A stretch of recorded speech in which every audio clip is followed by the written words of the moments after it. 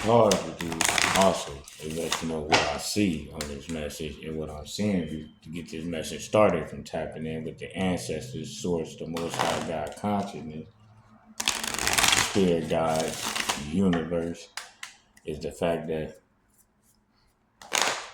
the gang stalkers have been exposed. Yeah, they're trying to watch you, stalk you, paint a narrative on you, and you flip the script. You flip the script and expose them. Kind of staying outside the gates calling names that ain't even yours. You showed how much they don't know about you. They don't even know your name. No way! So they sure don't know about your fortune that you got coming. Ah, shit. Hey, fortune, that's right. They try to play like they knew your fate, and you expose they don't even know your name. See, when you live in big cities like that, people like to play on the fact that everybody don't know everybody. But if you ain't from the big city, you don't know that people in the big cities is like that. You'll think that it's like your cities that you from or your small towns. If you're from a small town and you see in the movie how they say everybody know everybody, they mean that ish. You feel me? In them towns, like I grew up in a town. I grew up in Lake Township. You feel me? Everybody knew everybody for real. Like we didn't know everybody, but everybody there knew everybody. See, being one of the only black families, everybody knew who we was. And then we started learning who was who by people coming up to try to find information about you. When they coming up to find information about you, that's when you learning who they is. But when you learning who they is, they already know who you is. They just learning who you is on top of that. So they'll mess around and know where you live at, what side of town you on. They'll mess around and know what part of the complex you stay on, you feel me? But you don't know none of that about them. You ain't gonna know what side of town they on, what street they on, but they'll know what street and what complex you stay in. And then while you getting to learn stuff about each other, like, oh, you like spaghetti, or you play basketball, or you go to, they already know what school you go to, what side of town you on. They know that you like playing basketball and spaghetti, so they got an idea when they go to look for you on that side of town. They go to certain spots to look for you because they got information on you, from you, about you, but they already knew about your location, where you at, and then they already had an idea on what the people told them around you who were gang stalking you. So they thought they really much had your fortune figured out. Now, that's how it is in a small town. When you in a city, like a small city, you know what I mean, which is like a big town. So like a supersized town is like a small city, you know what I'm saying? So when you in one of them towns, like, Toledo where I'm from, so like Toledo, everybody know everybody, you feel me? But everybody don't know everybody because now you in a city, you feel me? So it's a small city, but everybody do know everybody. Like what it means is like they said 7 degrees of separation. Every 7 people know each other, right? So basically, in a town like in a city, which is like a big town, a supersized town or a small city, basically the same thing. A big town, small city, right? Same thing. Those places, everybody know who you are to a certain degree by meaning the fact of if you got 10 people you associate with, everybody in the city knows somebody out the 10. And then the people that they know out the 10, that's what they get their information on to learn about you. Then they get somebody that knows you or dated you, and then they get more information on you from that. And then that's how they get to know you. Plus, there's only so many spots you can go to in a town or a city. So a small town or a big town or small city, there's only so many places you can go to, especially when you're a minority. But even if you're not a minority, it's still only so many places you go to just because people be spiteful out of their own ignorance in the first place.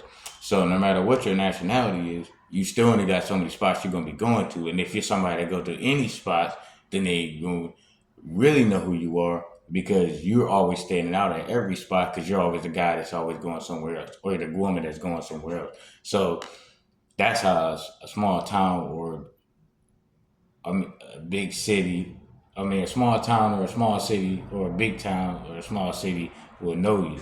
All right. Then when you get to a big city, like one of the largest cities in the world. Like I said, I'm in Chicago. That's the third largest city in the United States of America.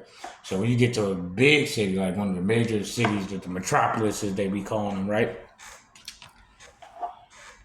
They play on the fact that everybody know everybody, but everybody don't know everybody. And what I mean by that is this. In a city like Chicago that got 3 million people, everybody here do not know everybody. But they have these high schools and stuff, and in them high schools, everybody went to the schools know each other from the schools. You feel me?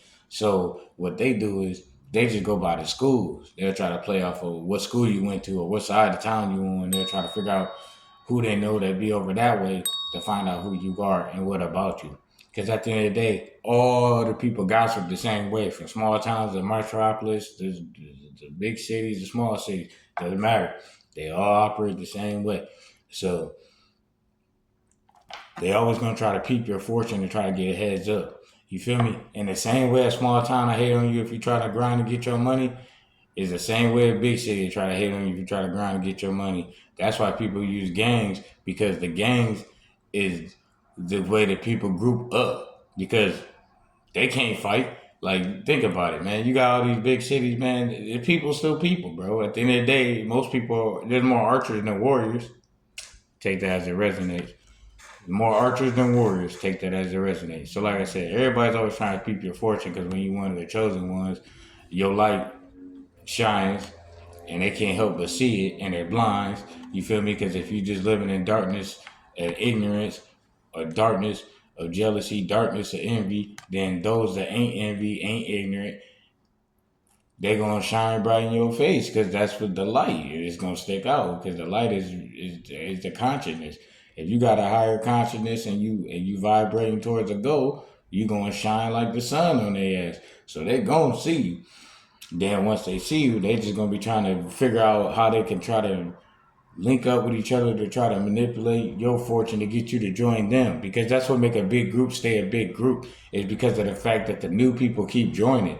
If new people just stop joining the group would age out. You can't have a gang that lasts 40 years. You can't have a gang last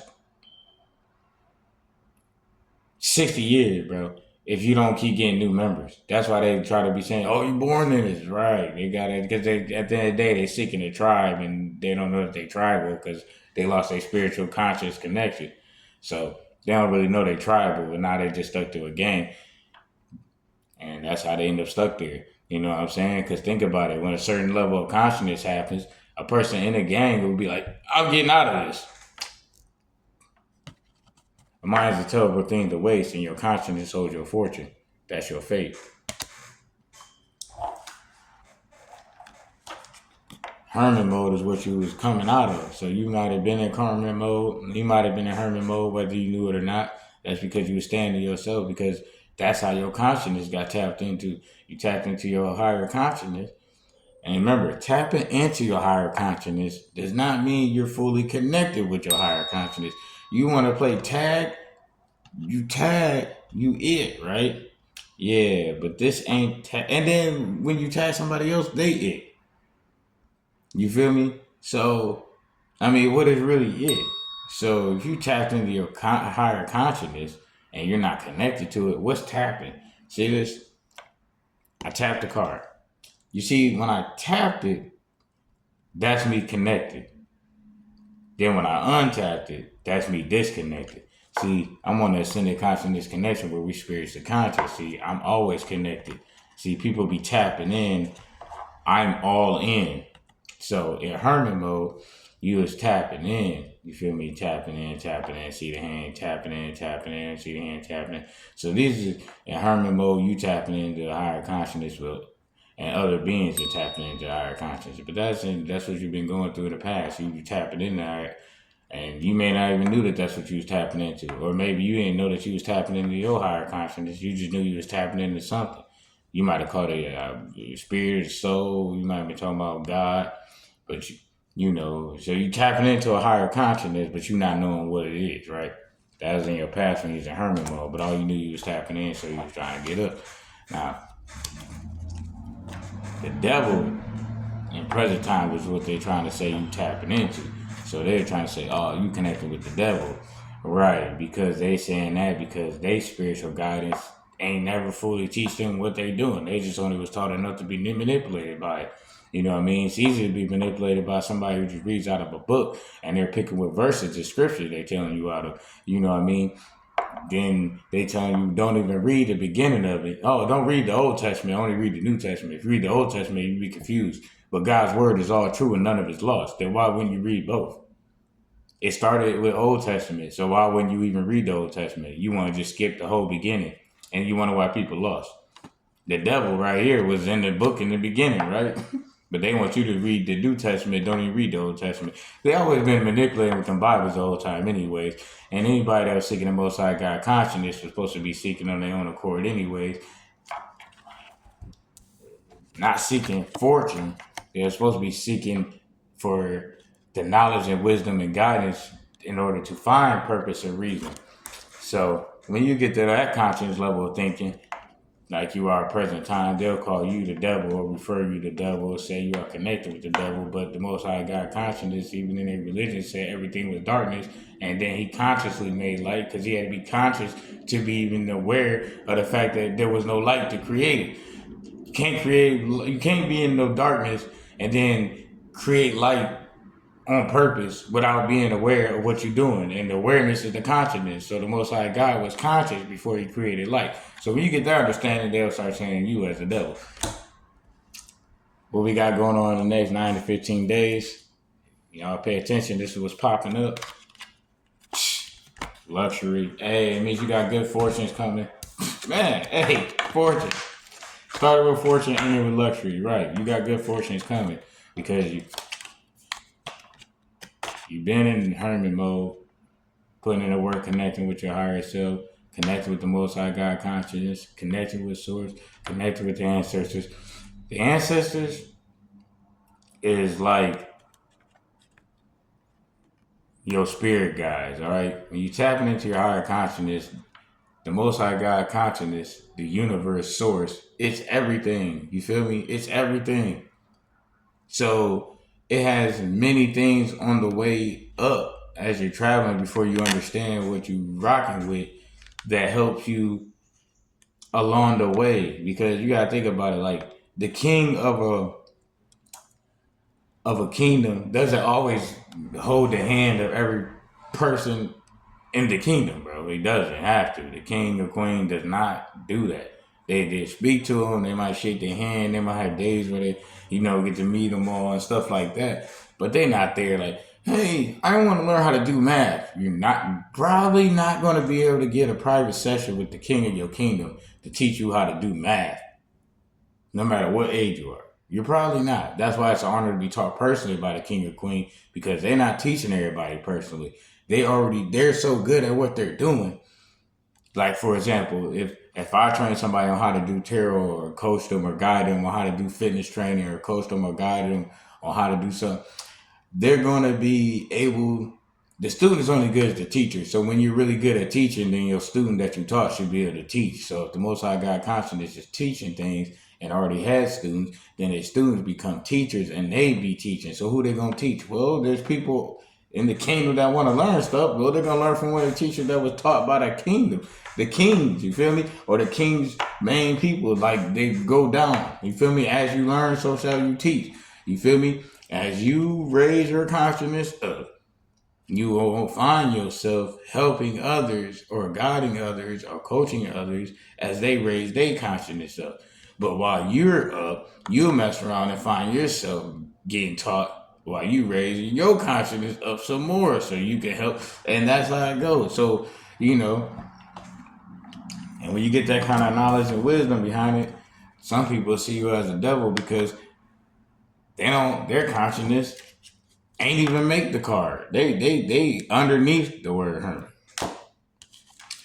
So when you got that knowledge, some people look at you the devil, but that's all right because they don't know nothing about your fortune, and that's why it closes out with the luxuries, because the luxuries, is the fact that you are appreciative of what you have and you coordinate it and you know how, when, where, how, and why you're doing things. And when you have that consciousness connection, then it's considered a luxury. And the luxury is what you have to look forward to. And so you're going to start seeing things that are considered luxury in your next few days. It could be, like I said, the next 9-15 days. Your luxury could be the fact that you might go live and you go on live, it's got 2,000 people watching it and you got 500 likes. That's a luxury to a lot of people, and that leads to good fortune. So on the other end of this type of message, on the lower end, you know, the opposite end is luxury is also people seeking, and that's all they could see as a fortune. So they had no spiritual connection. And the ways they treat people might have them looking as a devil. And what make them feel like they're in hell is when they're in hermit mode, because they're by themselves having to deal with their consciousness on what they did to get luxury items or their fortune. And them be the kind of people who make fun of people about their shoes. Like, oh, you got those ain't these. You know, a lot of them people, mom, been selling their body to get them shoes. So if your parents had to be prostitutes, or if your parents had to sell out to get physical possessions, then you will hold your physical possessions of high value as if that's the fortune of life. And you will talk down on those who doesn't have that same type of physical possessions because you sold your consciousness or your relatives sold their consciousness or you know what they did, which lowered or belittled their consciousness to get some things that are looked at as luxury. So you have to hold the luxury up at high value so you can see if your fortune affects other people to make you look up to like you have something valuable. But the main luxury in life is your consciousness. And the more healthy, positive, strong, and connected you are with the Most High God consciousness, with your self-esteem and being positive with yourself, the universe, nature, and everything around, then the higher your value will be, and that's the fortune. So really, what is luxury without fortune? And that's the lesson. So take this message as it resonates, and remember, for most of the chosen ones, you should know which side of the message you're on, because if you receive this message, you're the one that's on the fact of good fortune, which is great fortune, because you know that the fortune is your consciousness and how you see things around you through your third eye in this life experience during your manifestations. And that's what leads to the luxury, because your luxuries can't help but come out into the physical, because consciously you're already fortunate. You're already fortunate because you value your consciousness and you know that your consciousness is the luxury, so you can't help but have luxury in your physical realm from the manifestations of your consciousness, and that's what the fortune is. So take this message as it resonates. Like, share, comment, subscribe, give me a follow. Book you a session, ACCS, Ascended Consciousness Connection session, where we can go ahead and connect and work on you and connect consciously. So you can tell me about your fortune and we can connect on how the luxuries is going to come in the physical realm. So take this message as it resonates. With that, the big chief has spoken. Wow. Big shit.